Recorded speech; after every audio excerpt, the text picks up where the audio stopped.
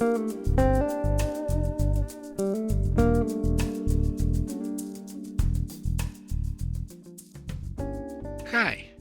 you're listening to Light Lounge with Dimitri K, broadcasting around the world, award winners and emerging artists from the city beautiful Orlando, Florida.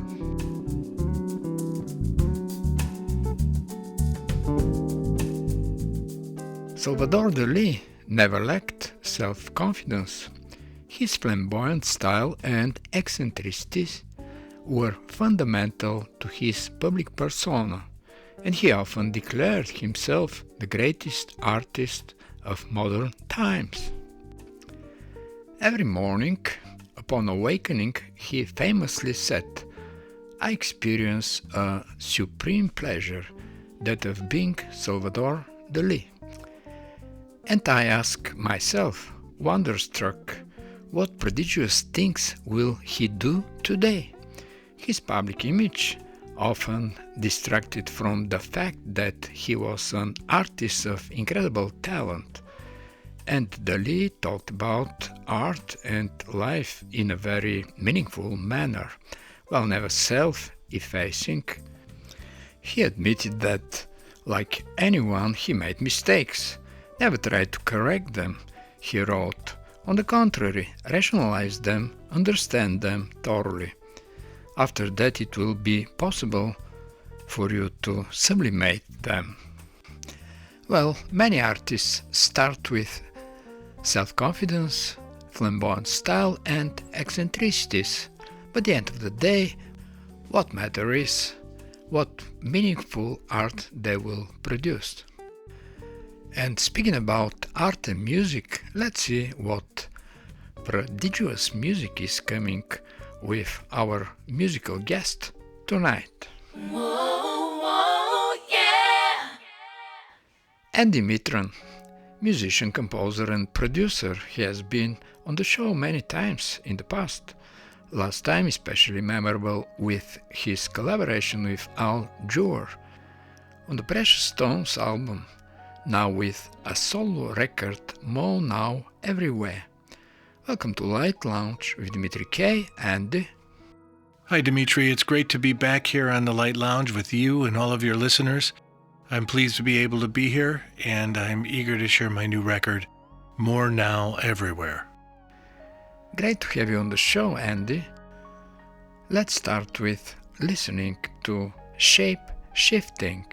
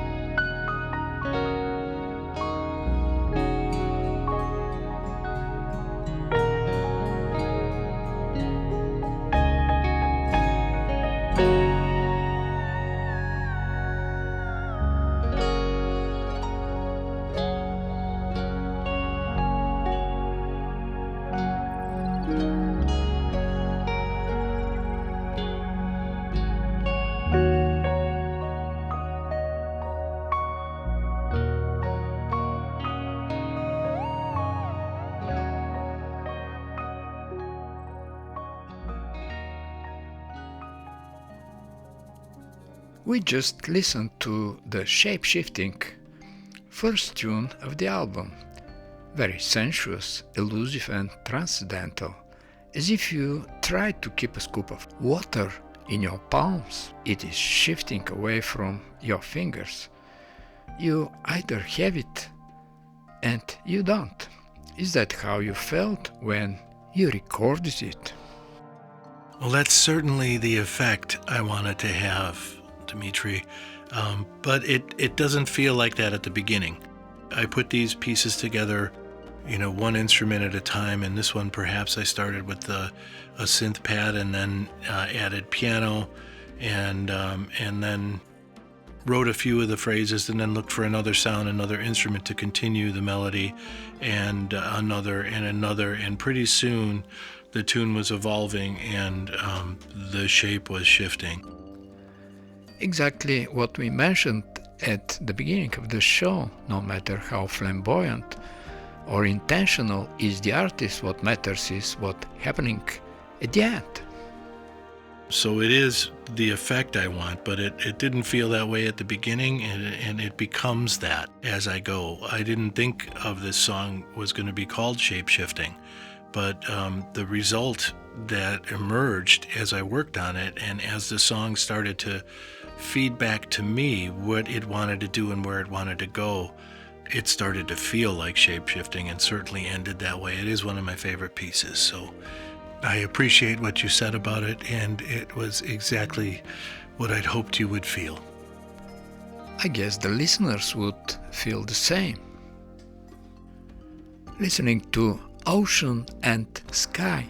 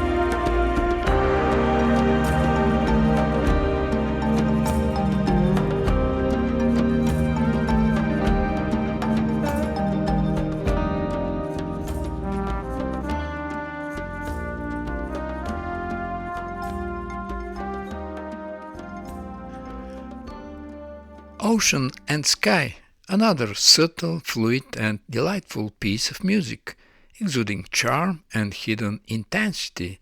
Your album is pretty much nature-inspired, and in music, not like in painting, we cannot print an image on a canvas, we print impression on the image in sound, isn't it? That is exactly right, Dimitri.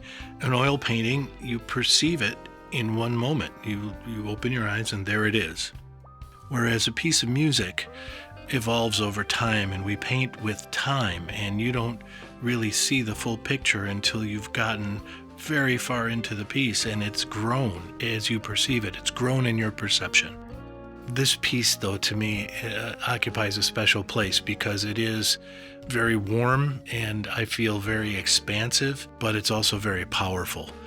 There's a lot of power in the djembes, in the low drums that I've played, the hand drums and the djembes, and also the expansion comes from the orchestral elements, the brass that I bring into it, and also in this one, there's a fretless bass, and the fretless bass in this piece is very melodic and carries a tune forward in a wonderful way, but there's also these marimbas, which are really important. There's two marimba passes in this spaced out left and right channel.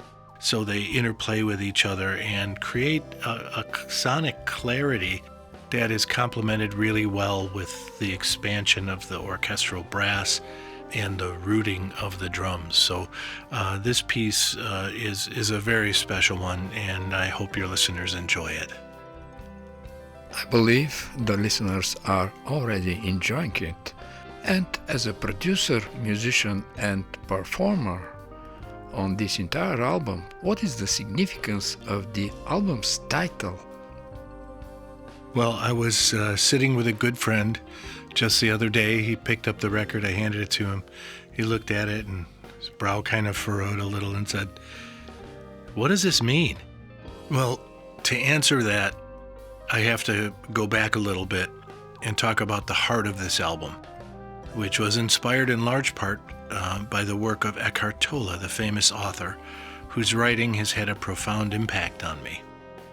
I first encountered his breakthrough novel, The Power of Now, many years ago, and I continue to return to it.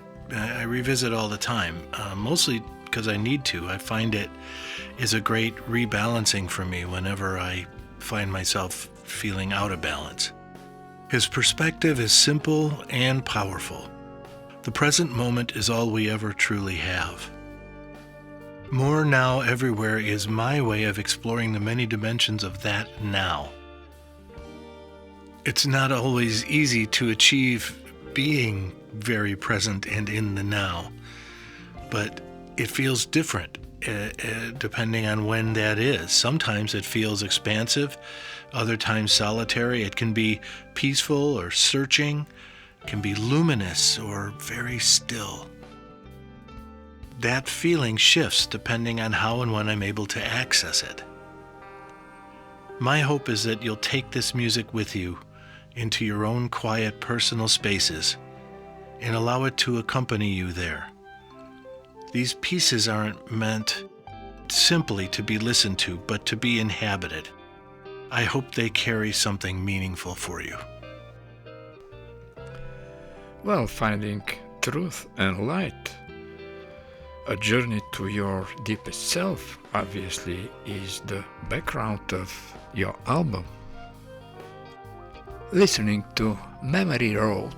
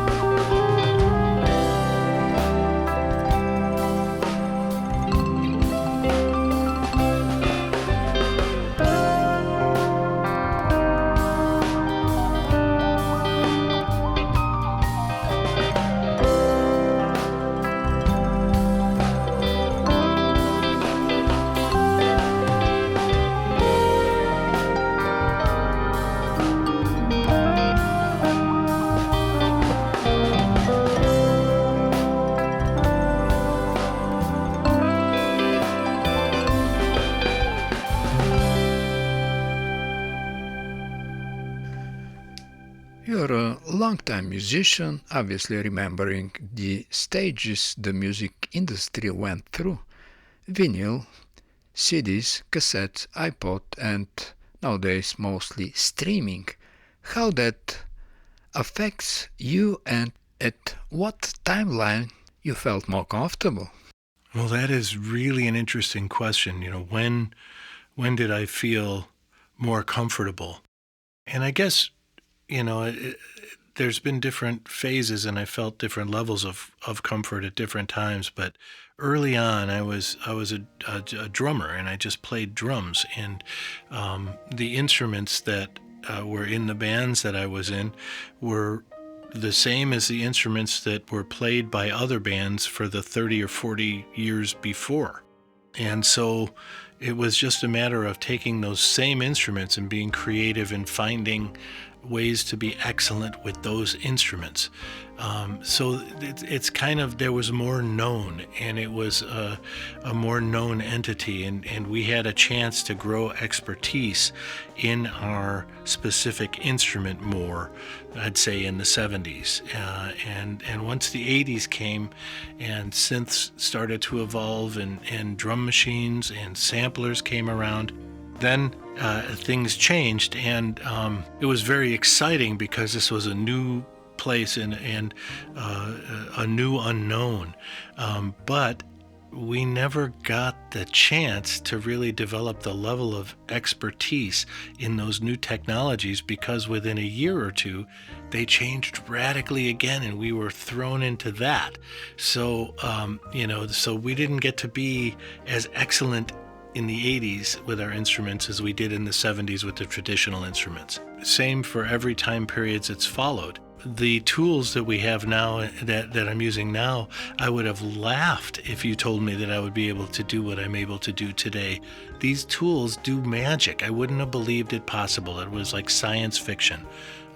But now, we're able to, like one guy, this album is basically one guy with the exception of one song, Cut 8 Memory Road, where Craig McCreary played guitar, but the rest of this was just me, and I can sit and create this, and my reach as a composer is exponentially larger than it's ever could have been ever before in time. However, it's new every couple of years. It's new, so I guess I'm getting better and more comfortable being in places of the unknown. Yes, the unknown is exciting and scary at the same time. But we have to live in now. I'm learning to learn better, and I'm learning to relax about the paradigms shifting more, and learning to just enjoy it and to try to become the best I can at it. And that being said, I'm still developing my skills from those synths in the 80s and the 90s and the early 2000s, and I still keep trying to shape and get better with those technologies as well as embracing the new ones. So it's a fascinating question, but it's a really exciting time. And so I guess there was more comfort in the 70s, but there's way more excitement right now. I find now exciting too. Years ago, I wouldn't even imagine that I can record an album with different artists from different continents. And nowadays, technologies allow us to do so. Listening to Breakers.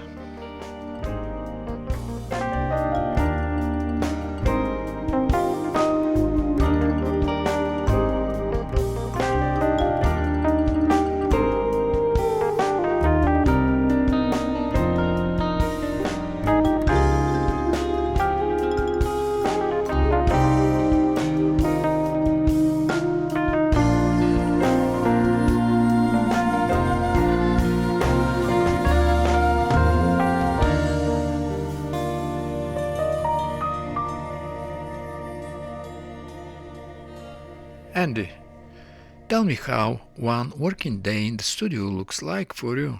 Do you create preliminary notes or go in the studio and record until it feels right? It's really hard for me to tell you how one day in the studio looks.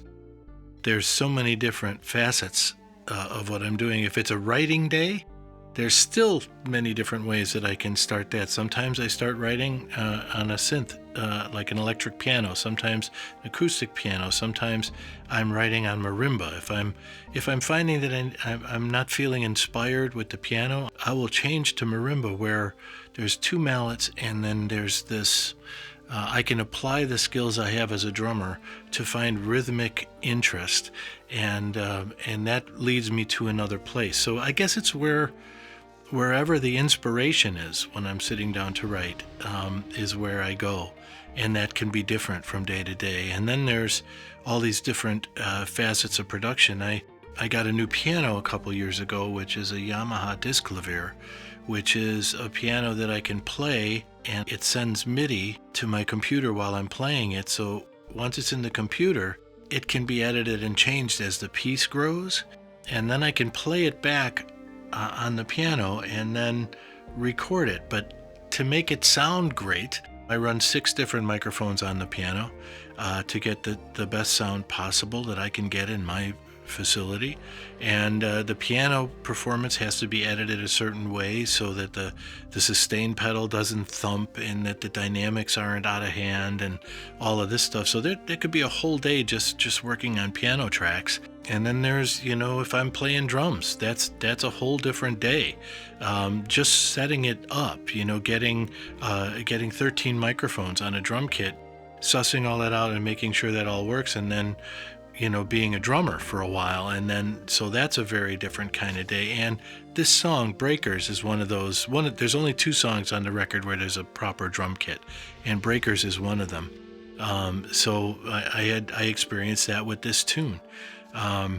And I was, wondering about how the live drum kit fit into this record. There's 2 songs, Memory Road, Cut 8, and Breakers. And I was kind of going back and forth wondering if they fit, but a friend of mine told me that I should emphasize them and let them, bring them up and let them be a bigger dynamic moment in the record. And I think that served the dynamic arc of the album. And I got to thank my friend Tom Eaton for saying that to me. Excellent mastering engineer and musician in his own right. So a working day in the studio for me is, and then that doesn't even talk about the editing components. Once a part is down, how to love it appropriately to make it as expressive as possible. And that can be a very long process as well, but a joyful one that I love to do. So one working day in the studio, it's really hard to even answer that. There's so many different types of days I have. I guess that's why I don't burn out on it, because it's constantly shifting. Well, the answer of one working day for you in the studio was like a master class. And I believe many musicians are listening and they will enjoy what they heard.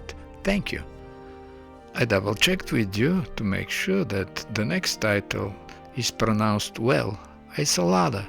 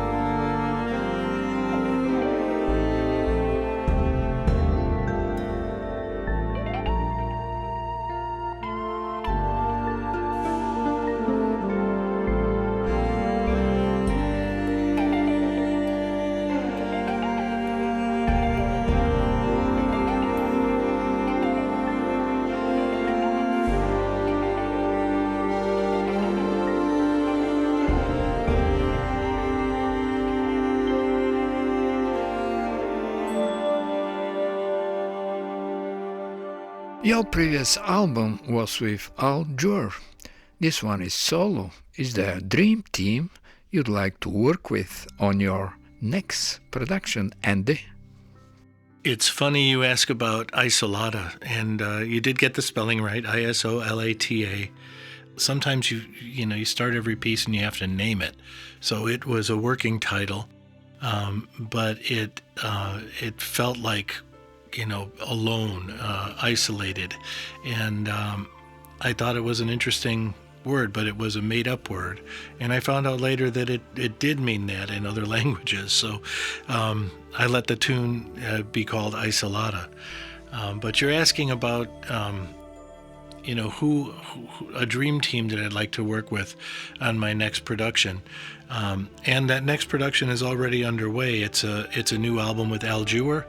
He and I will be recording till we're unable to record anymore, and we're excited about that record. It's going to be an ambient record, and more ambient than where we've been lately, and that's exciting because we do that very well.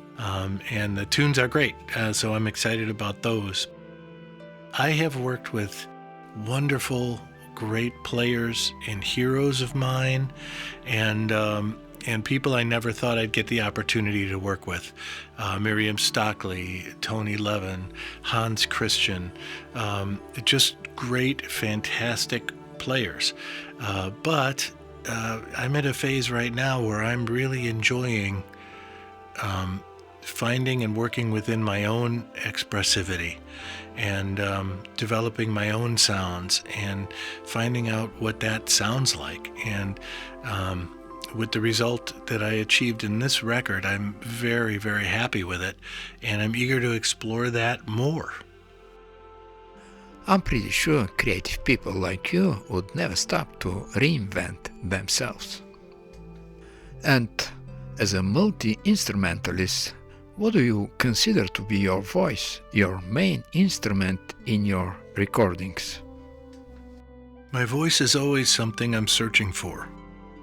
And I think of the voice, and you might think of the voice of a piece of music as the thing that carries the melody. It's are you a flute player and the flute is your voice? Are you a keyboard player and the keyboard is your voice? Or what have you. But I approach my music from the perspective that, well, first of all, I'm always searching for my voice, but it seems to be the combination of many voices.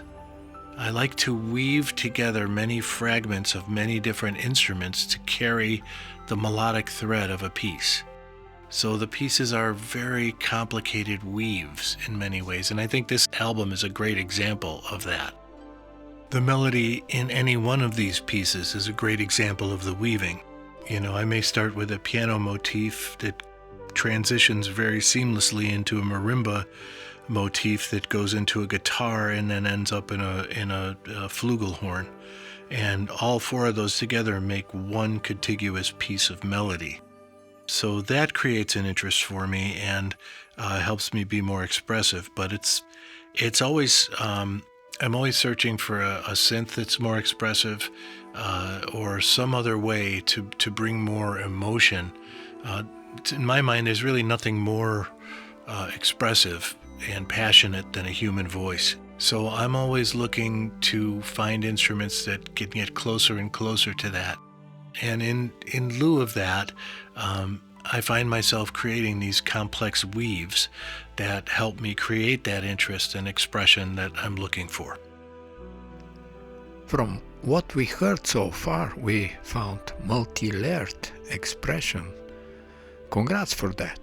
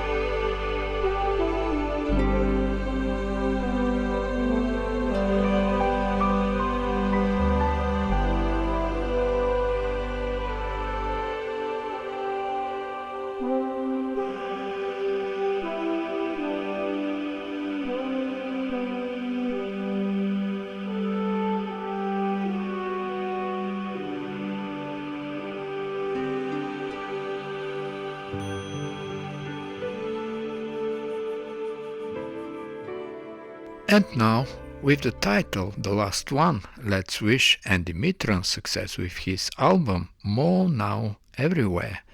And for those of the listeners of Light Lounge with Dimitri K interested to purchase your album, where it is available? Thanks for asking, Dimitri.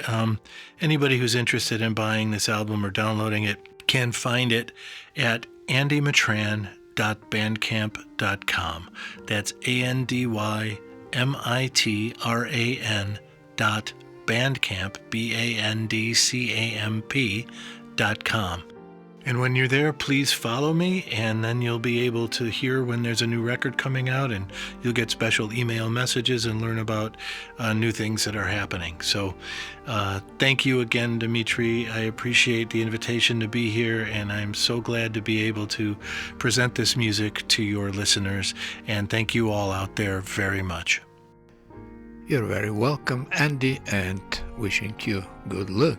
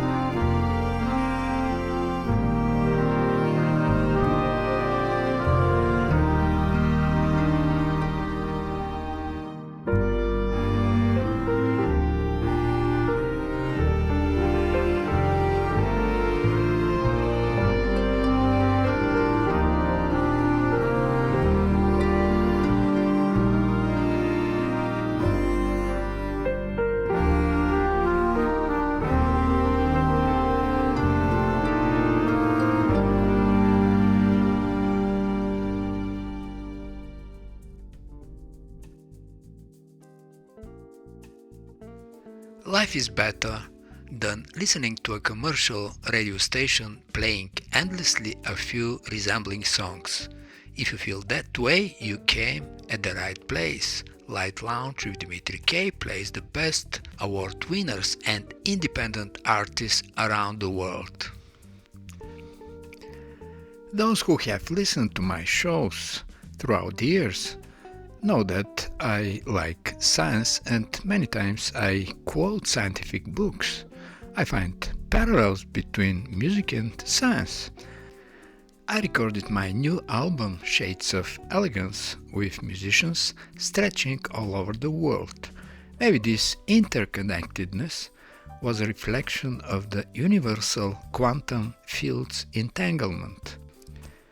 In this album, I feature the talented South African saxophonist Karen de Vroep.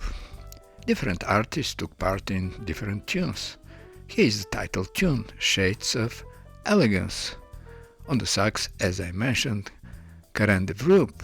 On the piano, Charo Suri. On the guitar, Van Galen. Bass guitar, Joseph Patrick Moore. Drums by Jeff Stern. On the oboe, Jamie Streffeler, and mix mastering by John Valery.